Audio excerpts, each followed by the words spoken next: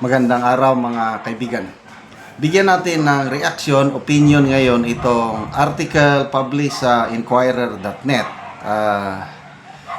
Bad news ito sa simula, galing sa House of Representatives. May, anong tawag ko dito?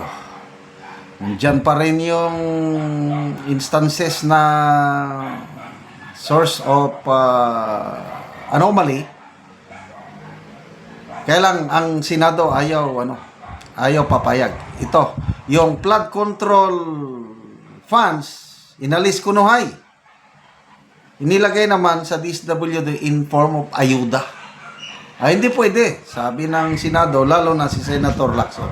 And I salute Senator Lacson for this. Ito, Lacson, Senate to remove 42 billion ayuda in 2026 budget. Okay. Senate President Pro Tempore Panfilo Lacson on Tuesday vowed that the upper chamber will be uncompromising in removing some 42 billion in infrastructure projects, removing 42 billion in appropriations for ayuda or social assistance program from the unprogrammed appropriations in the 2026 budget bill approved by the House of Representatives. Ito ang payag ni Senator Lacson. The House left some 42 billion in the unprogrammed appropriations for ayuda. And we will remove it. Nako, napipinto na naman ang away. Sigurado, aangal ang mga kongresista nito sa gagawin ng mga senador. Katulad nung last year, akap. May akap from Congress. Pagdating sa Senado, tinanggal. Pagdating sa BICAM, naibalik yung akap. So ito, ayuda, 42 billion. Meron sa House Bill. Sa Senado, sabi nila, ayaw nila. Tingnan natin sa BICAM. Ang laki kaya, 42 billion. Parang sinsilyo lang sa kanila yung 42 billion, ha? Tinanggal nga sa flood control, nilagay naman sa ayuda. Kung ayuda, nako, ang daling maghukus-pukus sa ayuda. We will remove it, sabi niya, sa interview sa DZBB, adding that they will keep the unprogrammed appropriations only for foreign assisted projects. That's good. Sabi niya, we expect a long discussion in the bicameral conference committee. Yan, dyan na sila mag-aaway. Tignan natin kung... Anyway, wala naman si Saldico at Romualdez. Tignan natin kung gaano katindi itong bagong Speaker of the House, Bujidi, itong Committee on Appropriations Chair sa House, Congressman Sonsing. Tingnan natin kung kasing tindi rin ba siya ni Saldico o hindi. Ano pa?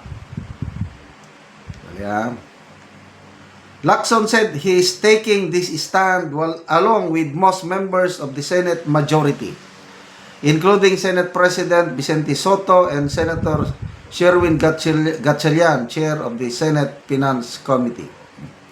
The House of Representatives passed 6.793 trillion national budget on third and final reading on October 13 before it adjourned for its month-long break. While House Bill number 4058 allocated 1.28 trillion for the education cluster, the highest in the country's history, minority lawmakers, who voted against the bill noted that it still kept 249 billion in unprogrammed funds. Okay. So, kailangan naman sa unprogrammed funds kasi meron tayong foreign assisted projects, merong kapondo galing sa Asian Development Bank, galing sa World Bank, o JICA, merong counterpart ng Philippine government. So, yung counterpart fund na yan, inilalagay sa unprogrammed funds para maghanap ng gobyerno ng other sources. Ganon yon, kailangan. So, 249 billion. Sa 249 billion, 42 billion ayuda. Anong gagawin na naman nila sa ayuda? Di ba Okay, civil society watchdogs have been calling for the abolition of the unprogrammed allocation, which are standby funds that can be tapped only when new revenue or loans materialize amid revelations that they have been used to fund anomalous government projects. Okay. Under the House version, the flood control budget of the Department of Public and Highways were realigned mainly to the DSWD development assistance to yung AIX, TUPAD, AKA. Grabe talaga itong mga kongresista natin. Nasanay na sila ng mga ganun eh. Yung madalian. Again, salamat. Saludo ako sa mga senador, lalo na dito kay Senator Lacson, na titindig na walang mga ayu-ayuda na yan. Niloloko tayo dyan sa mga ayu-ayuda eh. Kung may ayuda man, nandun na tayo sa purpose. Batas na yan eh. Tuloy-tuloy natin ang purpose dahil napatunayan naman maraming natulungan ang purpose. Alisin lang yung mga dapat alisin. But itong mga AX, TUPAD, AKAP, ano pa yan ng mga MAIP, tanggalin na yan. Para once and for all, ayusin na natin ang budget. So, sigurado yan. Matinding diskusyon sa BICAM at yung sinasabi nila ang BICAM, baka pasensya na kayo. Maingay itong sandali sana ko kanina. Pasensya na kayo. Maingay yung mga aso namin. So, wala na yung mga ayu-ayuda na yan. Niluloko tayo. Panahon ng eleksyon, bumabaha ang ayuda. Ngayon na nagkaroon ng mga sakuna, lindol at iba pa dyan, nagninegosyo. Imbes na ibigay na libre yung mga bigas, binebenta ng 20 pesos, nagmamayabang pa. 20 bigas meron na. Kawawa na nga yung mga nabiktima ng lindol, binebentahan pa ng 20 pesos per kilong bigas para lang masabi nila na natupad ang pangako ng Pangulo pagka kapal ng mga mukha ninyo. Anyway, salamat Senator Lacson at iba pang mga senador na paglalaban ninyo na dapat wala ng ayuda, tama ng panluloko nitong mga kongresista sa atin. Okay, salamat mga kaibigan sa inyong pagsubaybay sa ating channel. Nakakatulong kayo ng malaki sa Tribong Talandig ng Bukidnon dahil ang income natin sa channel na ito pantulong sa tribo. Namimigay tayo ng livelihood assistance, nagpapatanim ng saging lakatan at Arabica coffee, namimigay din tayo ng libreng yero at pako para makapagpatayo sila ng mas maayos na tirahan. Panoorin nyo ang video na ito. O karon mo na ni si Lolo ang matagaan og yero. So matagaan si Lolo og yero kay makatop siya karon.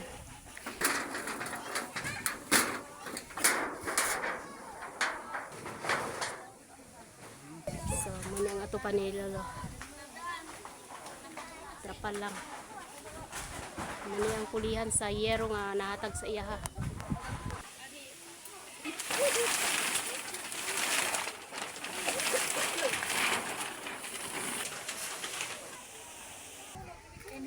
Inulit mo na yan.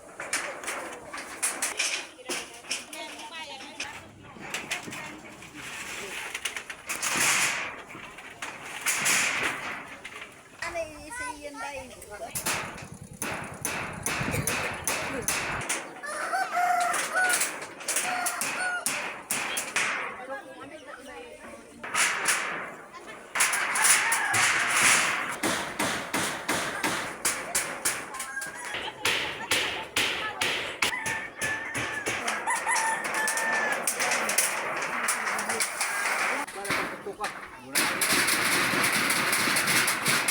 So human na gyud og atok si Lolo. So nindot na gid kayo. Ay nahuman na og atop ang iyang balay.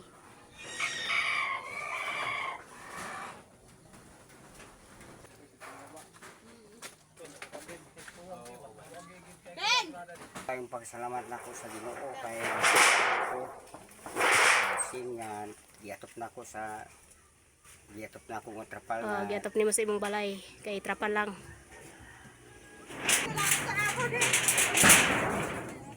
So, pila na imong edad tay? ha hintay kay sintay So, si tatay 67 na siya. salamat ako kay nagatop na ko. Sige tay, salamat pod.